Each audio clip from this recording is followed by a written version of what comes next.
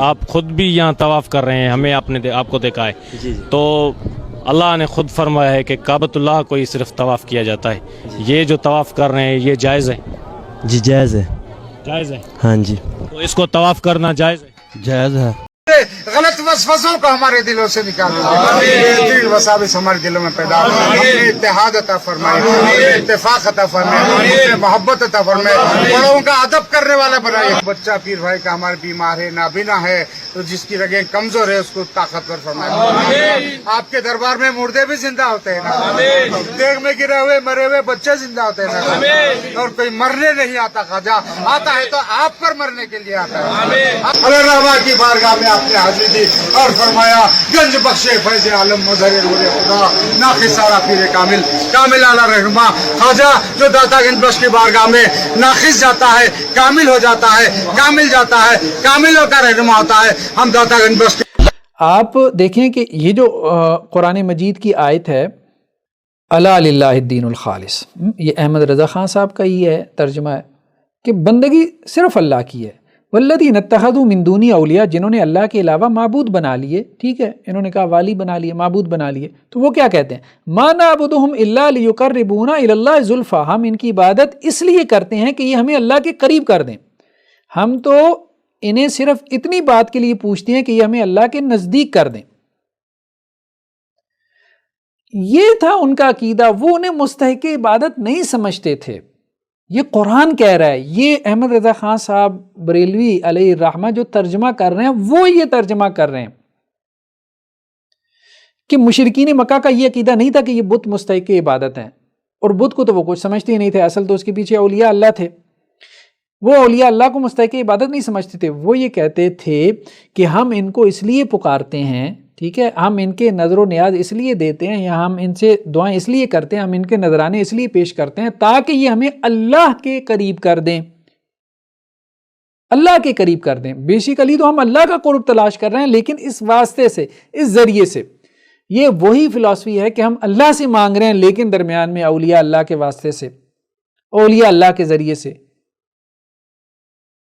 یا ہم جو ہے وہ اولیاء اللہ کے سامنے اپنی مراد رکھ رہے ہیں اور اولیاء اللہ ہماری مراد جو ہے وہ اللہ کے سامنے رکھ رہے ہیں.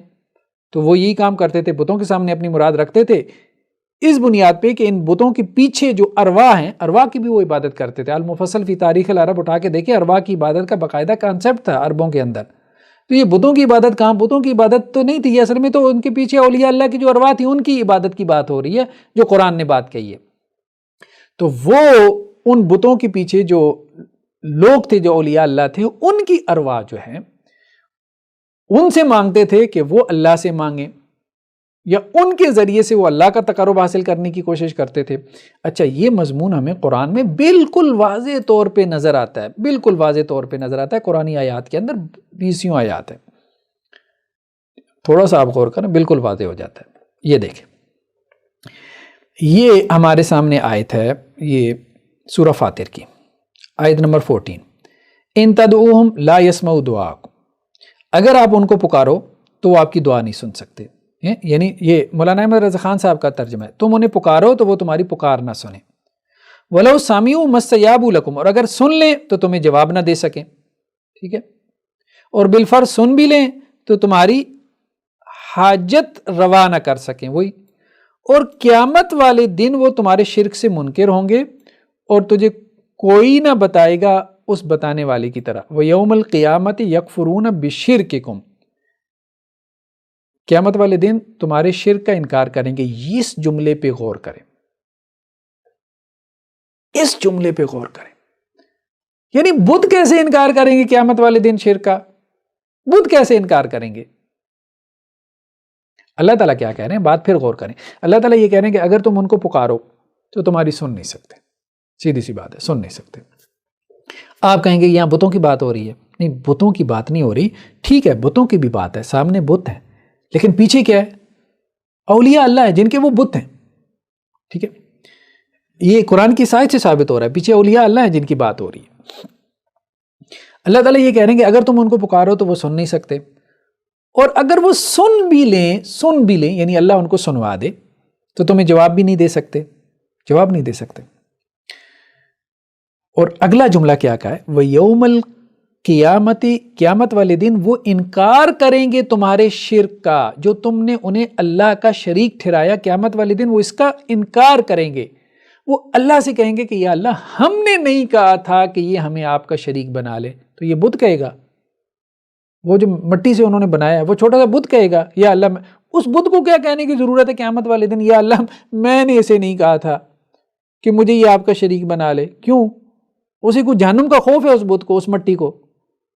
اللہ نے اسے جہنم میں مطلب کیا بات کرتے ہیں، کیا بات کرتے ہیں. بالکل واضح ہے قرآن مجید کی آیات، قطعی الدلالہ ہے، قطعی الدلالہ ہے قرآن مجید کی آیات، بالکل واضح ہیں. تو یہ بتوں کی بات نہیں ہے معاذ، بتوں کے پیچھے اولیاء اللہ ہیں، جن اولیاء اللہ کا کانسیپٹ تھا یہ ابھی ہم نے آپ کو دکھا دیا.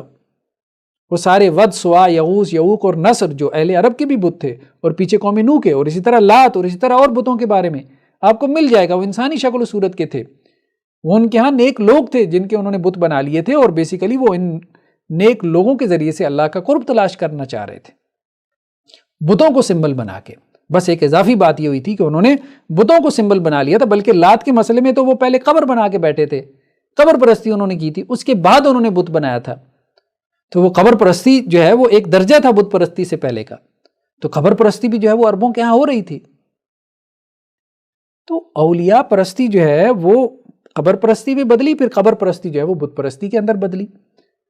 ٹھیک ہے، لیکن یہ ہے کہ تینوں درجے جو ہے وہ شرک کے درجے تھے. اچھا، اسی طرح سے اب آپ دیکھیں، یہ سورہ احقاف کی آیت ہے، آیت نمبر 5. یہ جلندری صاحب کا ترجمہ ہے، فتح محمد جلندری صاحب، جن کا ترجمہ جو ہے وہ ہمارے ہاں ریڈیو پہ اور آپ دیکھتے ہیں کہ جی ٹیلی ویژن پہ بھی چلتا ہے، بہت عام ترجمہ ہے، سب مکاتب فکر میں متفق علیہ ترجمہ ہے. میں مختلف تراجم دکھا رہا ہوں کیونکہ یہ ویب سائٹ ہے تنزیل.net، اس پہ آپ کو مختلف ترجمے انگریزی میں بھی اردو میں بھی مل جائیں گے، آپ کمپیریٹیو اسٹڈی بھی کر سکتے ہیں. وَمَنْ أَضَلُّ مِمَّنْ يَدْعُو مِنْ دُونِ اللَّهِ مَنْ لَا يَسْتَجِيبُ لَهُ إِلَى يَوْمِ الْقِيَامَةِ، اور اس شخص سے بڑھ کر کون گمراہ ہو سکتا ہے جو ایسے کو پکارے جو قیامت تک اسے جواب نہ دے سکے اور ان کو ان کے پکارنے کی خبر ہی نہ ہو.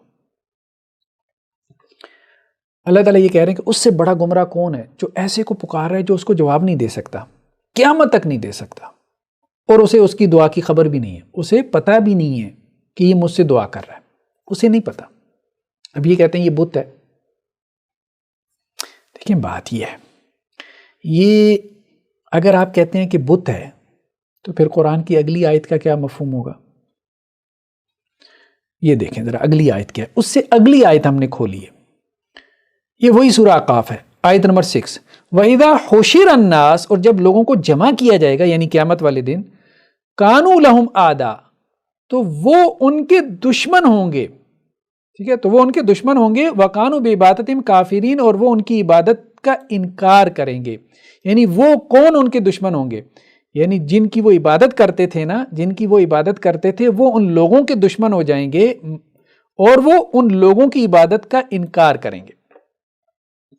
مجھے بتائیں بتوں کو کیا ضرورت ہے کہ وہ انسانوں کے دشمن ہو جائیں قیامت والے دن، اور وہ انسان جو ان کی عبادت کرتے رہے وہ ان کی عبادت کا انکار کریں؟ انہیں کیا ڈر خوف ہے کہ اللہ نے انہیں جہنم میں پھینکنا ہے اور انہیں کوئی تکلیف ہوگی، کوئی انہیں پین ہوگی؟ انبیاء کی بات ہو رہی ہے. جیسے حضرت عیسیٰ علیہ الصلوۃ والسلام کی پرستش کی گئی، جیسا کہ مشرکین مکہ نے جو ہے وہ اولیاء اللہ کی پرستش شروع کر دی ان کے بت بنا کے. تو اللہ تعالیٰ نے کہا کہ یہ جو اللہ کے ولی ہیں اور نبی ہیں جن کی دنیا میں پرستش کی جاتی رہی، قیامت والے دن جنہوں نے پرستش کی کہ ان کی عبادت کا انکار کر دیں گے اور ان کے دشمن ہوں گے. یہ سمجھتے ہیں کہ یہ ان کے سفارشی ہوں گے، ہم ان کی عبادت کر رہے ہیں، ان سے مرادیں مانگ رہے ہیں، یہ قیامت والے دن ہماری سفارش کریں گے. یہ قیامت والے دن یہی اولیاء اللہ، یہی انبیاء جن سے یہ مرادیں مانگتے رہے، جن سے یہ استغاثہ، وہ ان کے دشمن ہو جائیں گے. تو ہماری جان چھوڑو، سائٹ پہ ہو جاؤ، تم نے اللہ کی توحید کا بیڑا غرق کر دیا، تم شرک کے اندر لتھڑے ہوئے تھے، اور پھر یہ کہ وہ شرک کی نسبت ہماری طرف کر رہے تھے. اللہ کی پناہ. تو دیکھیں یہ وہ معاملہ ہے. اور پھر بات یہ ہے کہ عبادت کی بات ہو رہی ہے، دعا کی بات ہو رہی ہے. دونوں آیات کے اندر آپ کیا دیکھ رہے ہیں؟ دعا کی بات ہو رہی ہے. یہ دیکھیں ومن اضل ممن يدعو من دون اللہ، اس سے بڑا گمراہ کون ہوگا جو اللہ کے علاوہ کو پکارتا ہے. ٹھیک ہے. اب دعا جو ہے نا، دعا اللہ کے علاوہ کو پکارنا، یہ کہتے ہیں یہ عبادت تو نہیں ہے. عبادت صرف اللہ کی ہے، دعا آپ کسی سے بھی کر سکتے ہیں. نہیں بھائی، دعا بھی عبادت ہے، دعا بھی عبادت ہے. یہ دیکھیں اللہ کے رسول کی صحیح حدیث، سنن ابی داؤد 1479، سیدنا نعمان بن بشیر رضی اللہ عنہ سے روایت ہے کہ نبی کریم صلی اللہ علیہ وسلم فرمایا دعا عبادت ہی ہے. الدعاء هو العبادہ، دعا ہی تو عبادت ہے. ٹھیک ہے، دعا ہی تو عبادت. نماز کیا ہے؟ نماز عبادت ہے نا، تو نماز میں آپ کیا کر رہے ہیں؟ دعا ہی تو مانگ رہے ہیں. اہدنا الصراط المستقیم کیا ہے؟ دعا ہے. تشہد میں بیٹھتے ہیں تو دعا کرتے ہیں. ٹھیک ہے، نماز تو کل کی کل کیا ہے؟ دعا ہی ہے. سورہ فاتحہ بھی دعا ہے. تو عبادت بھی اصل میں دعا ہی ہے، عبادت کا مغز دعا ہے.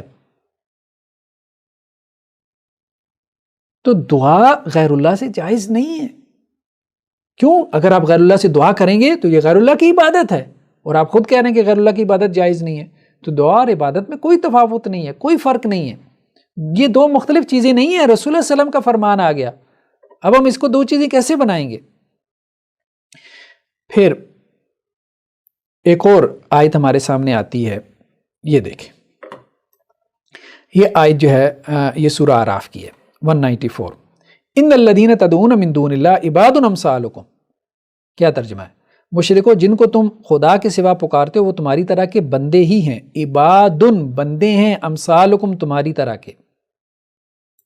فدعوہم، تم انہیں پکارو. فلیستجیبوا لکم، پس وہ تمہیں جواب دیں. ان کنتم صادقین، اگر تم سچے ہو. یہ بات ہے، عباد امثالکم، تمہاری طرح کے بندے ہیں. یہ کیا بات ہو رہی ہے؟ تمہاری طرح کے، جنہیں تم پکارتے ہو، جن کی تم پوجا کرتے ہو، جن سے تم دعائیں کر رہے ہو. اللہ تعالیٰ مشرکین مکہ کو کہہ رہا ہے یہ تمہاری طرح کے بندے ہیں، یعنی وہ بھی اللہ کے بندے ہیں. وہ نبی ہوں یا اولیاء اللہ ہوں، جن کے تم نے بت بنا کے پوجا شروع کر دی، وہ بھی اصل میں اللہ کے بندے ہی تھے، اللہ کے مخلوق ہی تھے. نو ڈاؤٹ وہ بتوں کی بھی پوجا کر رہے تھے، لیکن یہ بت بیسیکلی سمبل تھے، سائن تھے. وہ اس بات کو سمجھتے تھے، ان کے اندر اتنی کامن سینس تھی کہ جو بت ہم اپنے ہاتھ سے بناتے ہیں یہ ہمارا کچھ بھی نہیں کر سکتے. وہ بیسیکل ان کے پیچھے جو اولیاء اللہ یا انبیاء کی جو ارواح تھی، ان سے جو ہے وہ استمداد اور استغاثہ کر رہے تھے. جیسے کرسچینٹی میں حضرت عیسیٰ علیہ السلام کی پرست شروع ہو گئی تھی. تو اس بات کو جو ہے وہ گہرائی سے سمجھنے کی ضرورت ہے.